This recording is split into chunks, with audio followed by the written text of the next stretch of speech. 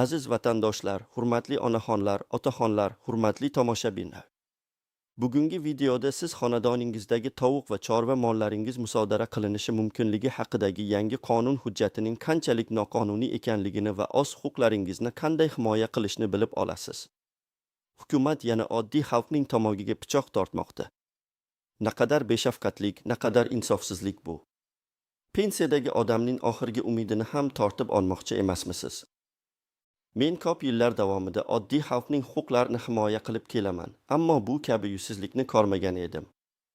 Bizning onaxonlarimiz, otaxonlarimiz butun umr davlatga, jamiyatga halol mehnat qilib, farzandlarini voyaga yetkazib, endi keksalik gashtini so'raman deganda, ularning og'zidan oxirgi luqmasini ham tortib olmoqchimi? Qani sizning bobo dehqonlik an'analaringizga hurmatingiz, ey davlat idoralari? Ey, qonun chiqaruvchi tashkilotlar, siz ham shu yurtning farzandi emasmisiz? Bu yerda asrlar davomida shakllangan hayot tarzi bor, madaniyat bor, qadriyatlar bor. Aytingchi, hurmatli onaxonlar, otaxonlar, siz ham shunday beshafqatlikka duch kelganmisiz? Qanday qilib yillar davomida o'z chorvangizni boqib, ro'zgoringizni tebratganingizni bizga yozib qoldiring.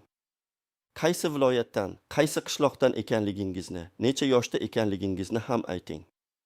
Biz sizning ovozingizni eshitamiz, biz sizning dardlaringizga sherikmiz va bu adolatsizlikka qarshi birgalikda kurashamiz.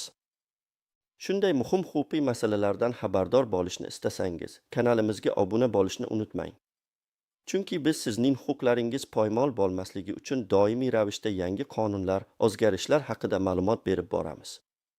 Bizning kanal bu nafaqat huquqiy maslahatlar manbai, balki xalqning ovozini davlat idoralariga yetkazuvchi minbardir. Qadimdan bizning bobo dehqonlarimiz, ota-onalarimiz uyida bir juft tovuq, 2-3 ta qo'yichki, hatto bitta sigir boqishni o'zlariga sharaf bilishgan.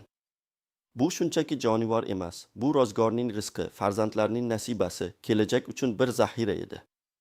Pensiyadagi kishilar uchun bu ayniqsa muhim edi. Axir pensiya jamg'armasidan olinadigan nafaqa har doim ham ro'zgorni butun qilishga yetmasligini hamma biladi. Nafaqalar ko'pincha eng zarur ehtiyojlarni zo'rga qoplaydi. Ayrim hollarda esa hatto bunga ham yetmaydi. Shu boisdan bir hovli tovuq, 1-2 bosh qoramol nafaqat oila stoliga oziq-ovqat yetkazib berardi, balki ortigini sotib, doriga darmonga, nabiralarning maktab xarajatiga, to'y-ma'raka xarajatlariga ishlatilardi. Bu oddiy hayot tarzi asrlar davomida shakllangan o'ziga xos iqtisodiy model edi. Bu oddiygina yashash uchun kurash emas, balki o'z qadr-qimmatini saqlab qolish, hech kimga qaram bo'lmaslik, farzandlariga yuk bo'lmaslik harakati edi. Bizning keksalarimiz mehnatkash xalq, ular o'z qo'li bilan yaratgan har bir narsani qadrlaydi. Har bir tovuq, har bir echki ular uchun yillar davomida to'plangan tajribaning, mashaqqatli mehnatning timsolidir. Ammo bugun bizga nimani taklif qilishmoqda? Yangi ekstremal protokolni. Bu protokol go'yoki qush grippi va boshqa kasalliklarning yangi mutatsiyasi bahonasi bilan xonadonlarda tovuq va har qanday turdagi chorva molini saqlashni qat'iyan taqiqlaydi. Hatto shahar chekkalaridagi hovlilarda ham. Tasavvur qilyapsizmi? Inspektorlar, militsiya xodimlari hamrohligida sizning hovlingizga bostirib kirishga, jonivorlaringizni hech qanday kompensatsiyasiz musodara qilishga va sizga berish bazaviy hisoblash miqdorida jarima solishga haqli emish. Bu 1.700.000 so'm degani. 1.700.000 so'm. Bu qancha? Bu ko'pchilik pensiyadagi kishilarning bir oylik, balki 1,5 oylik nafaqasi. Ularning qo'lidagi borini olib, ustiga yana jazo bermoqchi bo'lish. Bu naqadar shafqatsizlik. Bu jazo emas, bu qatag'on. Bu yangi qonun emas, bu shunchaki qishloq ahlining, ayniqsa pensiyadagi keksalarimizning tirikchilik manbasini yo'q qilishga qaratilgan yuzsiz hujum. Bunday ahmoqona qonunlar ortida aslida qanday maqsadlar yashiringan? Oylab ko'ring, Gulsumxon aya 7 bolaning onasi, erlari vafot etganidan keyin yolg'iz o'zi yelkada turmush yukini tortgan. Pensiyaga chiqqach, hovlisida 10-5 ta tovuq boqib, ularning tuxumini sotish orqali nevaralarining maktab xarajatlariga, o'zining shifokoriga borishga pul topardi. Uning uchun har bir tovuq bu tirikchilik manbai, bu umid, bu farzandlariga qo'lini cho'zmasdan yashash imkoniyati edi. U har kuni tong sahardan turib, tovuqlarga yem berar, ularning holidan xabar olar, har bir tuxumni o'zining peshona teri bilan topilgan molkol rizq deb bilardi. U uchun tovuqlar shunchaki qushlar emas, ular uning kundalik hayotining ajralmas qismi edi. Endi esa kimdir kelib, ayyorlik bilan epidemiyani bahona qilib, uning barcha tovuqlarini olib ketmoqchi. Kompensatsiya ham yo'q. Bu nafaqat mol-mulkka tajovuz, bu insonning qadr-qimmatiga, mehnatiga, yashash huquqiga tahdid. Bu uning butun umr qilgan mehnatini, uning izzat-hurmatini oyoq osti qilishdir. Yoki boshqa bir misol. Nuriddin bobo yoshi 81 da. Butun umrini paxta dalasida o'tkazgan, ko'plab orden va medallar sohibi.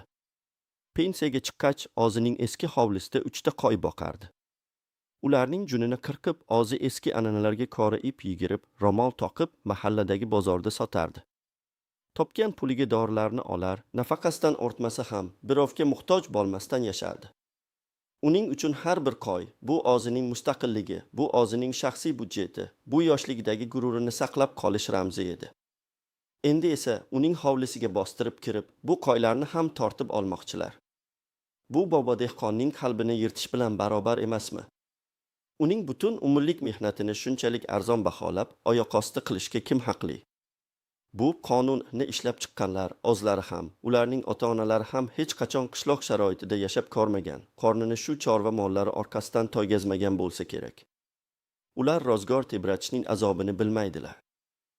Eng katta xavf ostida turganlar, bu albatta shahar chekkalaridagi qishloqlarda, mahalla hududlarida yashovchi, o'zining kichik xo'jaligiga umid bog'lagan keksalarimizdir.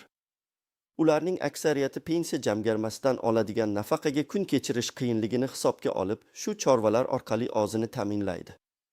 Ularning asosiy daromadi ko'pincha aynan shu chorva mollari, ularning mahsulotlari hisobiga shakllanadi. Shaharlarda yashovchi, ko'pincha yuqori pensiyalar oluvchilar uchun bu muammo unchalik dolzarb bo'lmasligi mumkin. Lekin oddiy, mashaqqatli mehnat bilan kun kechirgan keksalarimizning ahvoli nima bo'ladi? Ular tirikchilik manbaidan mahrum bo'lgach, kimga suyanadi? Davlat ularga yana bir oylik nafaqa qo'shib beradimi? Yo'q, aksincha ularni yanada qiyin ahvolga solib qo'yadi. Aytish kerakki, hukumat ba'zi toifadagi pensiyalarni oshirish haqida gapirayotgan bir paytda, masalan, yoshi 90 ni qoralaganlar, uzoq yillar xizmat qilganlar uchun bu boshqa tomondan oddiy odamning qo'lidagini tortib olish bilan teng bo'lmoqda. Qanday qilib bu ikki xil siyosatni bir paytga jamlash mumkin? Bir tomondan gamxo'rlik ko'rsatib, ikkinchi tomondan musodara bilan bo'gish. Bu xalqqa nisbatan ochiqdan-ochiq ikkiyuzlamachilik emasmi? Bizning jamiyatda keksalarimizga hurmat, ularning qadr-qimmatini joyiga qo'yish eng oliy qadriyatlardan hisoblanadi. Har bir oilada oqsoqollarimizning duosi, pandu nasihatlari bilan ish boshlanadi. Davlatning esa afsuski bu qadriyatlarga amal qilmayotgani, aksincha ularga qarshi chiqayotgani achinarli holatdir. Pensiya jamg'armasi doimiy ravishda moliyaviy muammolarga duch keladi, budjet tanqisligini his qiladi. Shu sababli hukumat pensiya jamg'armasining barqarorligini ta'minlash yo'llarini qidirmoqda. Lekin bu yo'llar oddiy odamning ro'zg'origa chivin qo'yilganidek tajovuz bilan emas, balki adolatli va oqilona yo'llar bilan amalga oshirilishi kerak emasmi? Bizning ota-bobolarimizdan qolgan dehqonchilik madaniyatini, jonivor boqish an'anasini shunchaki bitta protokol bilan yo'q qilishga urinish, bu shunchaki kulgili emas, bu xalqning tarixiy ildizlariga bolta urishdir. Sizningcha bu vaziyatda davlatning harakati adolatlimi? Qonun qabul qiluvchilar umuman oddiy odamning ahvolini bilishadimi? Ular hech bo'lmasa bir kun oddiy qishloq aholisining hayoti bilan yashab ko'rishganmi? Qanday qilib bu qarorni chiqarishdan oldin mahalla oqsoqollari, faxriy dehqonlar bilan maslahatlashish mumkin edi? Bu qonun oddiy odamning hayotini yaxshilashga emas, balki ularni nochor ahvolga solib qo'yishga xizmat qiladi. O'z fikringizni kommentariyalarda yozib qoldiring. Bu har bir kishining emas, balki butun xalqning muammosi. Bizning ovozimiz birlashsa, u albatta eshitiladi. Xo'sh, bu vaziyatda nima qilish kerak? Qanday qilib o'z huquqlaringizni himoya qila olasiz? Sizni huquqiy jihatdan himoya qilish uchun bir nechta muhim tavsiyalarim bor. Avvalo, bilingki, hech kim sizning shaxsiy mulkingizga, xususan, hovlingizga sizning ruxsatingizsiz yoki sud qarorisiz bostirib kirishga haqli emas. Bu O'zbekiston Respublikasi Konstitutsiyasi bilan himoyalangan huquq.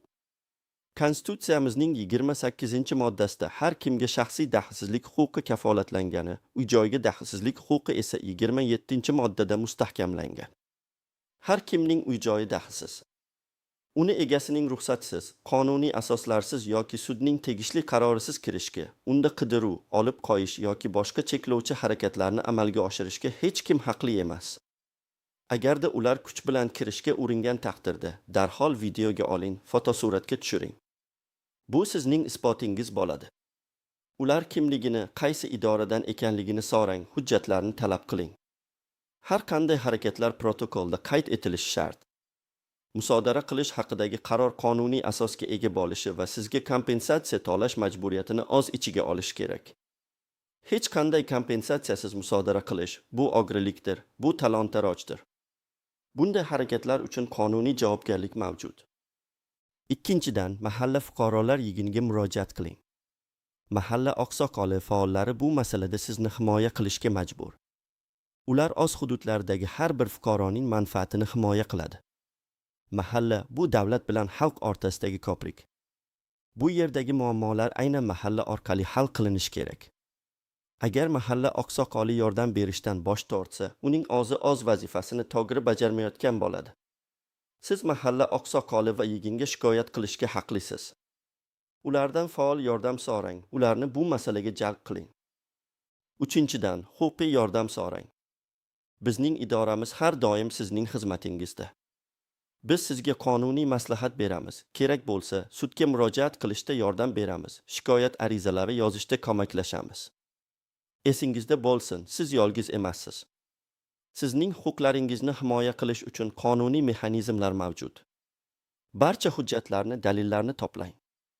Inspektorlar kelganida ularning xizmat guvohnomasini so'rang, ma'lumotlarni yozib oling. Musodara haqidagi har qanday qog'ozni diqqat bilan o'qing va imzolashdan oldin maslahatlashishga harakat qiling. Agar sizga bosim o'tkazilsa, bu haqda darhol prokuraturaga yoki ichki ishlar bo'limiga murojaat qiling. To'rtinchidan, jamoatchilikni xabardor qiling. Ijtimoiy tarmoqlarda, mahalliy ovlarda bu kabi voqealarni yoriting. Qancha ko'p odam bu adolatsizlikdan xabardor bo'lsa, shunchalik tez yechim topish imkoniyati ortadi. Bir kishining ovozi unchalik baland chiqmasligi mumkin, ammo yuzlab, minglab odamlarning ovozi albatta eshitiladi. Haqiqatni yashirishga urinishlar hech qachon muvaffaqiyatli bo'lmagan.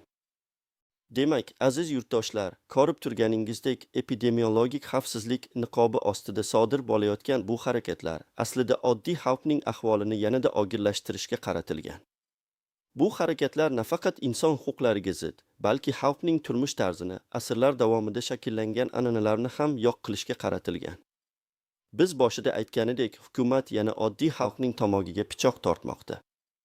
Endi savol tugiladi. Bu shunchaki epidemiyaga qarshi kurash yoki pensiya jamg'armasining kamayib borayotgan budjetini oddiy odamning hisobidan to'ldirishga urinishmi?